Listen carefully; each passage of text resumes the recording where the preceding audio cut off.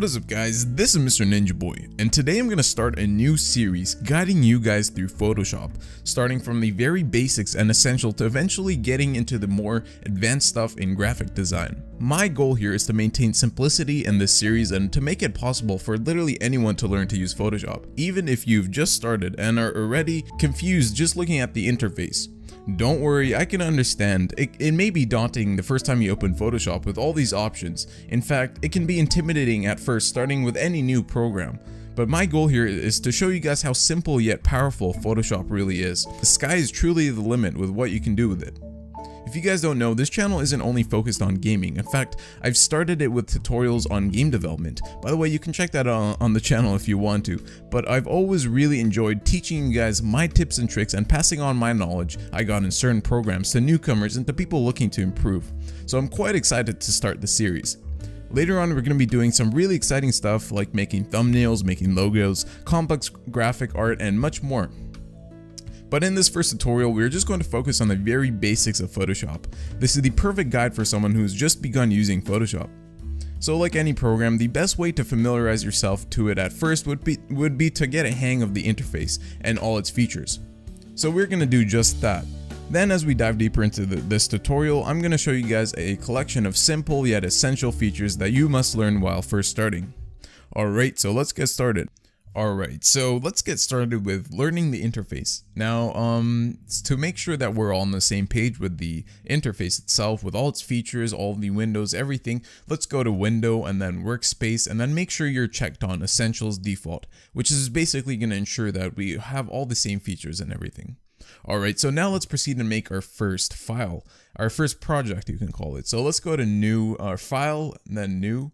And then this is basically the window where we're going to do all the settings for our project. So first of all, we can name the project whatever we want. I'm just going to name it example for the tutorial's sake.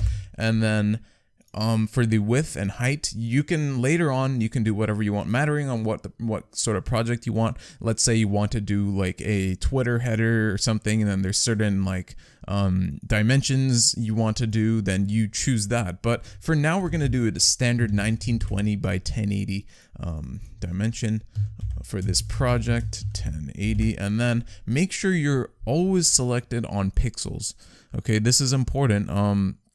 So for the width and height, you want to be on the same units essentially, but we're going to be working with pixels because it's the easiest. I mean, I don't really work with centimeters or millimeters, inches on the computer. It just doesn't make sense for me, but I mean, I guess it matters on what you're doing. But for me, pixels, for now, we're going to work with pixels for both width and height.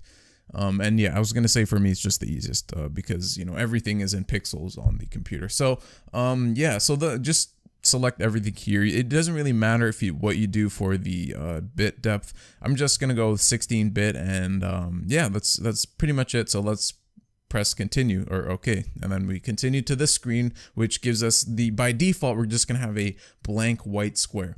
So this is, as you guys can see, right here to the right, this is basically like the layers tab. This shows us all the layers, all the elements, everything that is included in the project. So all we have now, this is basically like a very blank project. All we have is this background white box sort of thing. So to first get started, and we're just gonna unlock this layer because by default when you make a new project, the first layer is locked. So we don't really have a lot of freedom to like move it around and stuff. So what we're gonna do is actually double click on this locked icon, or this lock icon, and then when we do that, as you guys can see, we have this like layer option. So let's name it background. So let's name it background, and then we can keep the color, we can do it none, and then it'll basically be the default color, or we can choose whatever you want, and that'll essentially just make the color of the not essentially the box, but that's like the color here. Let me do that. And let's select a color. This is actually very good for organizing, and we're gonna go over that later. So let's, as you guys can see, the red color that we selected is sort of kind of like marks it with that little red color. So later on, while you're working, you can always assign layers different colors, and with that, you can kind of organize your project. But that's not very important for now. We're just gonna learn the interface for now. So as you guys can see, we have a white background here. So the first thing we're actually going to do is learn the move tool. So the first tool that we are actually offered in this column to the left is this move tool. So we're going to select, make sure that you go to the right in this layers tab and select our one and only layer in this project. And then we're going to select the move tool. And then we can, as you guys can see, we can move the box around. And what you see in this background, if you see this like sort of checkered background, that basically means it's transparent. Because if you render out this picture right now, it's basically going to be transparent. So all you'd see is this box and then nothing else. This background is transparent. So what we're going to actually do is undo that. So you can undo move, and then let's say you do a couple actions. The best way to undo stuff is to actually go Control Alt Z, because that is the ultimately, like, you can only undo once. See, as you guys can see, I undid all the way back to creating the background. So let's actually read step forward. So if I do Control Z, wait, hold on, step forward, and let's add like just for the tutorial's sake, let's just do like scribbles, something like that. So let's say I did Control Z once, and then I did it again. As you guys can see, it just redid that. So the way we go step backwards, if you want to keep on undoing more than once, is Control Alt Z, or we can go edit and then step backward. That's a very important tool you guys must know in the future. Anyways, so now let's add a shape to this project. As you guys can see, that is like, we learned like to use the move tool, which is, you know, it's quite straightforward. And then we're gonna learn to do more stuff like rotating. So the first thing we're actually gonna do now to learn that is actually go down to this tool right. As you guys can see, it's like a little squiggly sort of shape. So we're gonna right click on that and actually select the rectangle tool.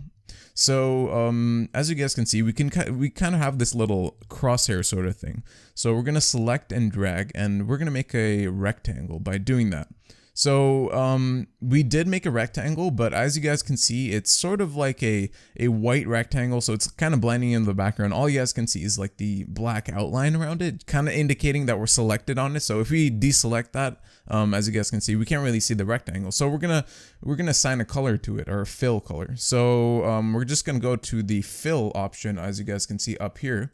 Select that, and we can choose any color for the rectangle. Since the background is white, anything that isn't white it's gonna show. So let's just make this like a dark gray color, I guess. That works. So now if we want to move the rectangle in the middle, of course, we can do that by just clicking, dragging. And if you guys want to move any object in a sort of linear fashion, where you don't really, if you want to just like assign like a certain, let's say we want to move it like horizontally, so we can just like put it there, and then if you just hold down shift and then move it, it sort of locks to the position where it was. If let's say we're moving horizontally now, we can't move it left and right, we can just move it horizontally because it's locked. And then let's say we want to move it left and right, there. So that's the way you, and then let's say we like go shift, as you guys can see, it does that. So we can also do that diagonally, of course. So that's the way you guys can move things linearly, where it kind of just locks onto the axis it's on. So now let's say we wanted to rotate this rectangle. We can go Control T, and that is basically just basically the shortcut for the transform. And let's say we wanted to rotate this rectangle. We can guide our mouse to the sort of corner of the box, where we kind of see this little arrow pointing downward and then to the left.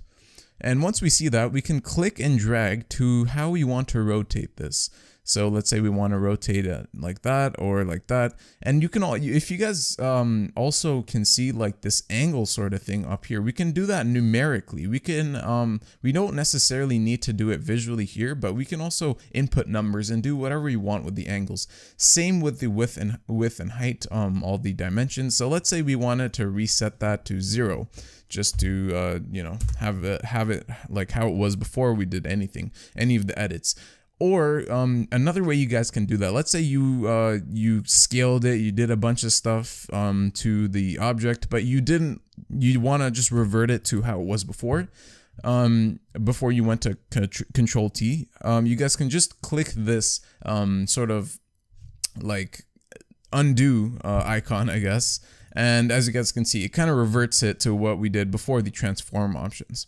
So now what we're actually going to do is, yeah, as you guys can see, you guys can scale it visually, as I said, or you can actually do it here. So let's say we want it twice as big as it is now. So we can go 200% by 200%. So it's basically 2 times bigger than it was. And then once we are happy with the edits we did, we can just click this check arrow and then, or the check icon. And then basically we've just applied all the changes we did to this object. All right, so now we're gonna actually, now that's basically like the very basics of the interface. And now we're actually gonna add some effects to this box, like a drop shadow, maybe an outer glow or something like that. And this is actually very simple to do. So we're just gonna navigate down to, oh yeah, make sure you're selected on the certain layer. So if you're selected on this, it kind of shows like these little square icons where you can obviously do the changes, and then you can do all the stuff that we learned. So I'm just gonna revert back to how it was. But make sure you're selected on the rectangle on top.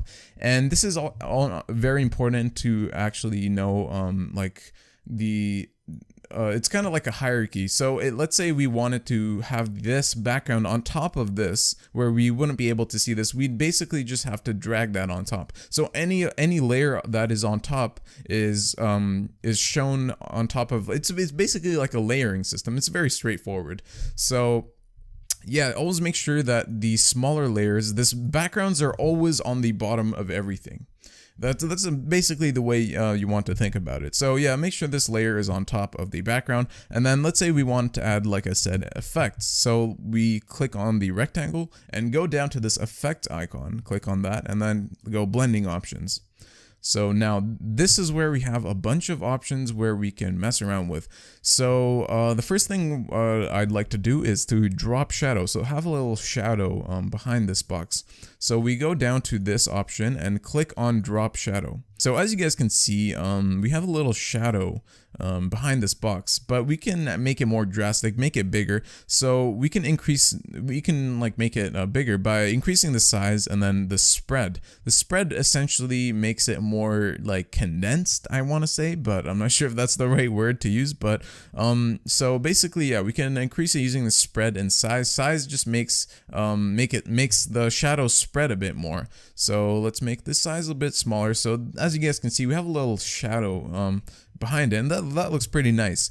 And what else can we do for the effects? We can add a stroke, and the stroke is basically like a little outline that goes around any object. So the stroke, we can change the color. Let's make it red, for example, and then we can press OK. And we can also increase the size of the stroke by clicking and dragging, or also like inputting your own number. So let's say we want it 10 pixels. And as you guys can see, that's the 10 pixel stroke that we have around this rectangle now. And what else can we do? We can do a bevel and emboss. As you guys can see, it adds like a little nice 3D sort of embossed bevel sort of effect. And we can increase the depth, and by doing so, it gives that illusion even more. And then we can obviously increase the size, and that doesn't look very good. Let's make it, yeah, that looks good. Alright, what else can we do? We can also add a pattern overlay, and then you can mess with this, add your own patterns and stuff, but these are the default patterns that come with Photoshop. So this is a nice little texture sort of thing.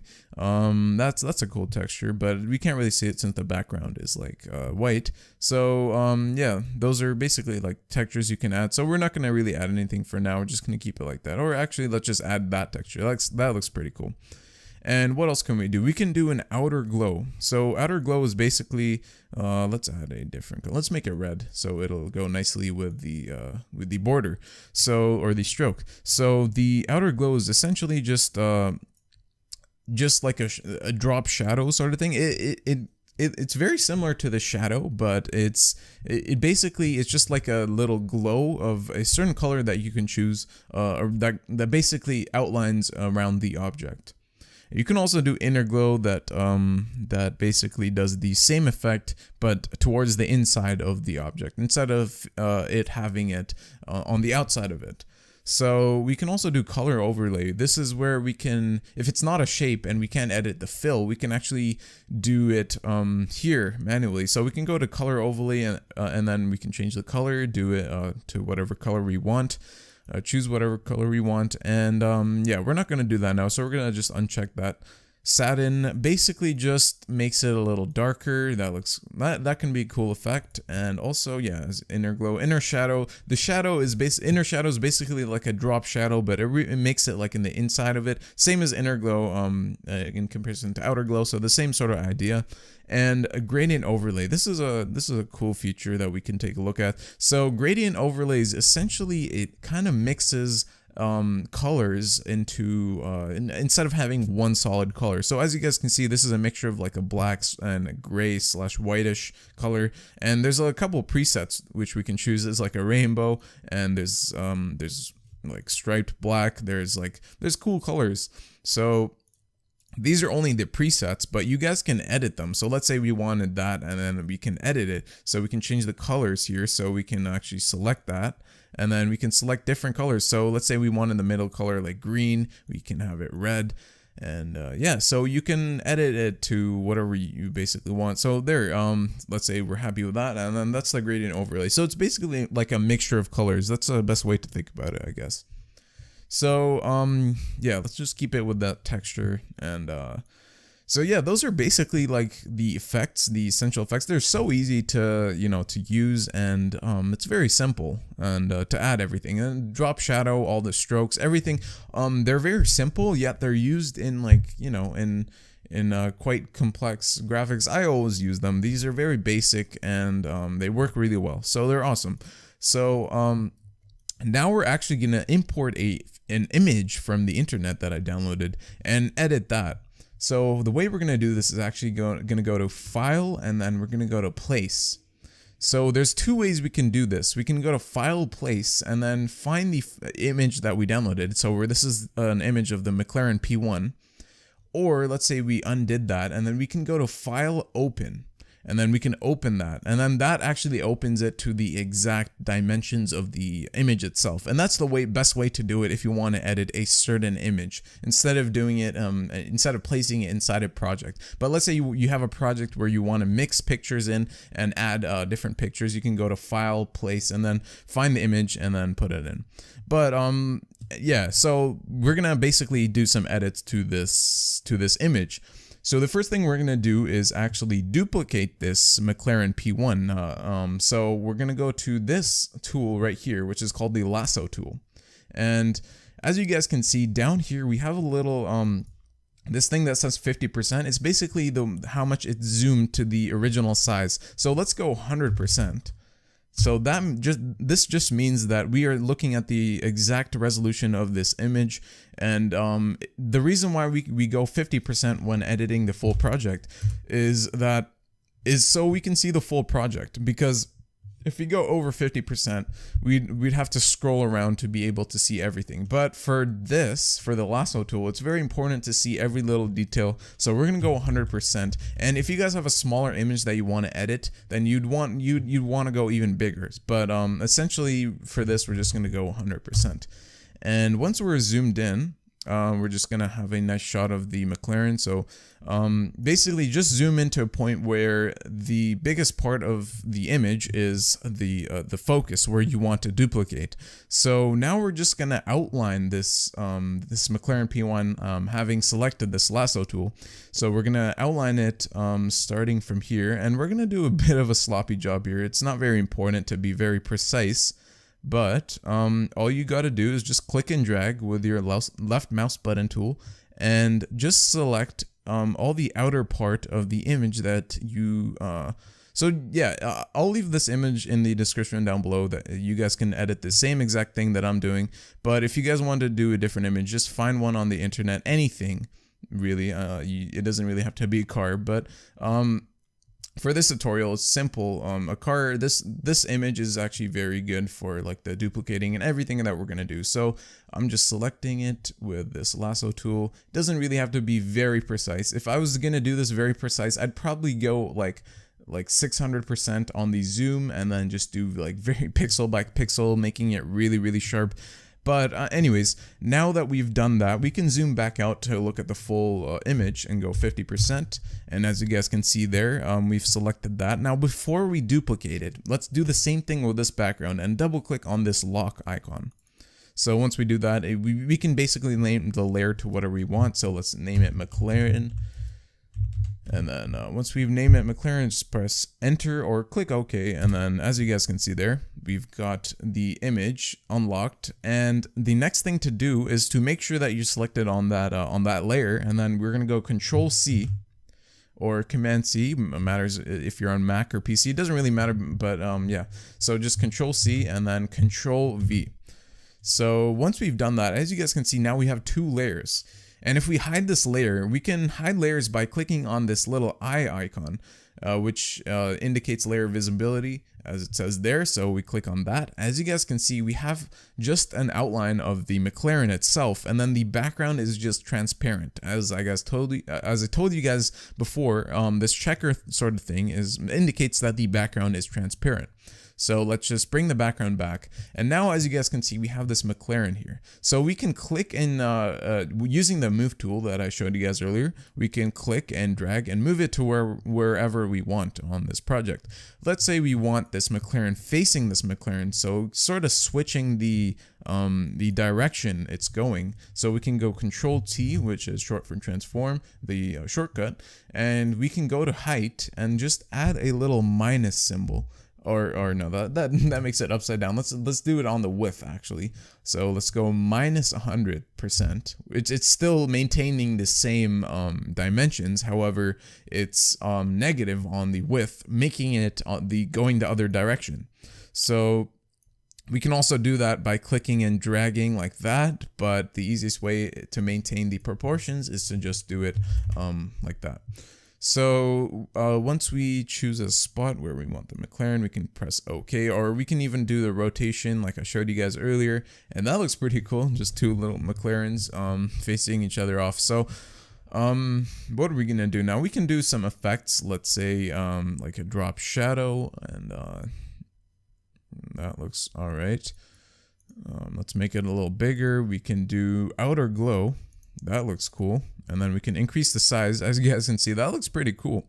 So yeah, I just showed you guys everything else. It's quite straightforward for the effect. But now what we're actually going to do is to actually make a adjustment layer. And basically we're going to mess around with the color correction, the exposure, everything to make this image look as nice as possible.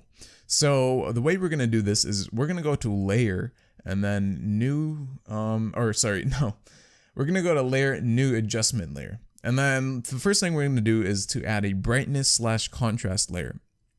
So we're just going to click OK. You can name that whatever you want. You can even color code it just like I showed you guys earlier to for better organization, but we're just going to leave that alone for now.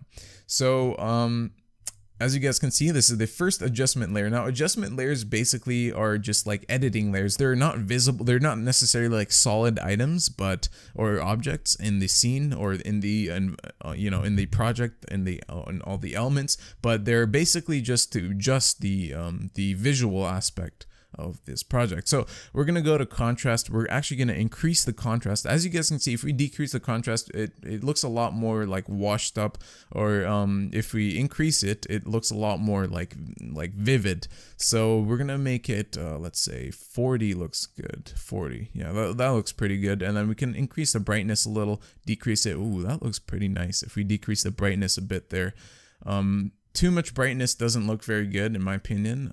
Let's go actually -7. I thought I'd actually go more brightness, but a little lower brightness looks a lot better. So now that's how it looked before the first adjustment layer, and then after, that's how it looks. So as you guys can see, it already looks pretty cool, just like that. So we're gonna add another adjustment layer by going layer, new adjustment layer, and then we're gonna go to levels. Now we're just going to click OK, just like everything else. And then Levels, we can, there's a lot of presets, so you can mess with that yourself here, but we're gonna actually select a preset on the level, so we can click darker. Ooh, that looks really cool. And then there's increased contrast, and you know, so this is basically like a easy way to make your project look a certain way. So let's just select let's see increase contrast. That's a little too much. Contrast 1, darker, that's a little too dark. Midtones brighter, midtones darker. I think that looks pretty damn cool. And now since it's quite dark, we can actually go back to this and double click on that icon and increase the brightness a bit, because it is quite dark. All right, that looks pretty cool now. So next thing we're gonna add is actually a let's see, a layer, and then new adjustment layer. We can add a let's see, exposure. And then once we add exposure, you can mess around with that. We're actually gonna decrease the exposure a bit, and then the offset, you can mess around with that, and then we're actually going to increase that a bit just to bring out the color, the dark colors a bit. And then the gamma correction, you can mess around with that as well. That is starting to look really cool. So that is how the project, or like, it's initially looked, and then after all these correction layers, this is how it's looking right now. So let's add one more just for the sake of, you know, showing you guys how all this works. It's all the same, you know, it's all the same concept. You just have to tweak it and then play with all these settings, everything, just to get the perfect look of the project that you want. So let's go to layer, new adjustment layer, and then let's add a, let's see, color lookup. Now color lookups are basically like a correction color layer, and these are quite tricky to work with because you can basically load up files that are called LUT files, and I might actually do that later in like different tutorials and show you guys how to make those LUT different color color correction files. So for now, we're gonna go with something that is default. Ooh, that looks pretty cool. So we're gonna go with, let's see, turquoise sepia. But as you guys can see, these are basically like filters that make your project look a certain way. Let's see, that looks cool. So if we're happy with that, we can just leave that, and then yeah. So that's basically like the you know, all the adjustment layers. Alright, so let's say I wanted to add some text now to this project. It's actually really straightforward. In Photoshop, there's this icon with a T on it, one of the tools, and that actually allows us to add text. So let's actually select that, and then anywhere on the project that we want to actually add the text box, or the text itself, we can just click. So let's say we wanted to add a title here at the top. So we can just click there and type something. So I'm just going to say example, since this is a tutorial. So as you can see, we just typed text there, but it's not visible because it's like half cut off, because you know, it's not positioned correctly. So if we just move like anywhere out of the actual text box itself, we can still see the move position before we click the check mark for the transform tool. So there, as you can see, it says example, but it actually is quite big, this text. So let's make it a bit smaller. Let's go to let's say you can change the font and everything from here. Let's say we wanted to change the font, so let's select something else, and that's not a really nice font. There we go. That's a pretty good font. And then we also need to tone down the actual font size. So here there's like a drop down menu that only goes to 72 point, but that's obviously way too small. So we can input our own number here to make the text a lot bigger. So let's say 500. Yeah, that's good. So that's our example text, as you can see there. So that looks pretty cool. And then we can also mess around with some of the settings for the actual text itself, like effects. So we can go to FX and then blending options. And then from here we can go to, let's say, overlay blend mode. And then blend mode is basically what it does. It's like there's different blend modes that do different things. Like difference is basically like it does opposite colors, and then you can do exclusion, which is essentially does the same thing. Darken, doesn't really work there, but you guys can basically just mess around with that in different settings, different backgrounds. There's different effects that work better than others. So for this one, we're actually going to go difference. That actually looks really cool. And then if we just move around, you guys can see it kind of does like an X-ray sort of filter on the background itself, on what it's on what it's on. So that looks really cool. You can still see the clouds and everything on the actual background. It's basically just the like polar opposite of what the colors are. So yeah, it's really simple to add text in Photoshop. You can also do other effects like drop shadow, everything else that we learned in the effects panel. Okay, so now let's say I wanted to erase a part of the McLaren. So we can actually use the eraser tool, which is also very straightforward to use. So there's this little tool, like this little eraser icon that we can select here. Once we selected that, we're going to go up to here and actually select the size. So let's go around 100 pixels. And then we're going to actually decrease, if you have a hardness on like 50% by default, just decrease it down to, let's say, we're just going to go to 0% for now, actually. And then I'll show you guys the difference when you actually increase the hardness of the eraser. So now we're going to select the duplicated McLaren layer, and then we're going to start erasing. So as you guys can see, you can erase parts of this layer using this simple eraser tool. And now let's say we go step backward, and then we go to the hardness and we increase it to 100% just to show you guys the complete opposite. So let's select the McLaren layer again, and then we can actually just erase it directly. And as you guys can see, it's a lot different. It's a lot like crisper. And then I can show you guys a side by side by decreasing the hardness and then going back. And as you guys can see here, it's a lot softer, like the way it erases, and there it's just crisp. It's a crisp line. So that's essentially the difference between and then you can also select different like brushes for the eraser. So that's like sort of like a nice little pen sort of brush, or like a paintbrush sort of, not a pen, a paintbrush sort of style to the eraser. So you can do lots of cool styles with that actually. But let's just go Control-Alt-Z for step backward, and just go back to where it was. So yeah, that's basically the eraser tool. And I wanted to show you guys one more thing before I end this first essentials sort of like basics tutorial. Is I'm going to show you guys the pen tool. Now the pen tool is something that is sort of like how you make logos, how you make like objects, how you make shapes and stuff in Photoshop. And this is a very essential tool that you must learn. So let's make another new project, a blank project.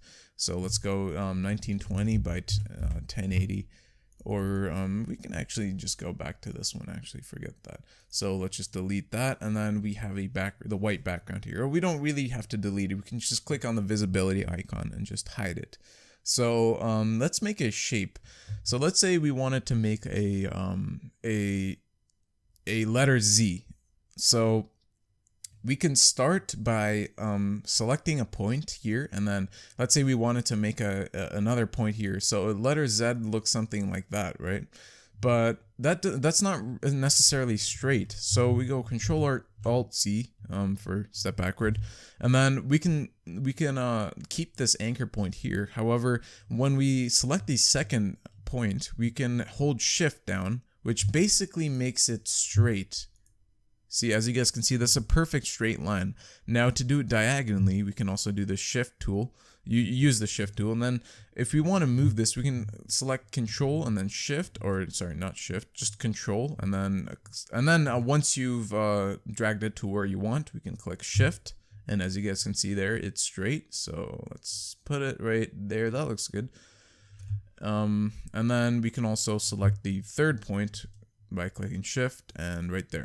So now we're gonna actually make it like 3-dimensional, and there we go. We can press Control to edit that one point, and then let's bring it up to here, click Shift to make it straight, and then add another point by clicking shift to make it straight, of course, and then finishing this object. Once you're finished and then you want to like close the object, you guys can see that little circle icon beside like the pen tool, and then once you click that, it basically makes it a shape, and then we can right click, create a let's define a custom shape actually, and let's name it Z.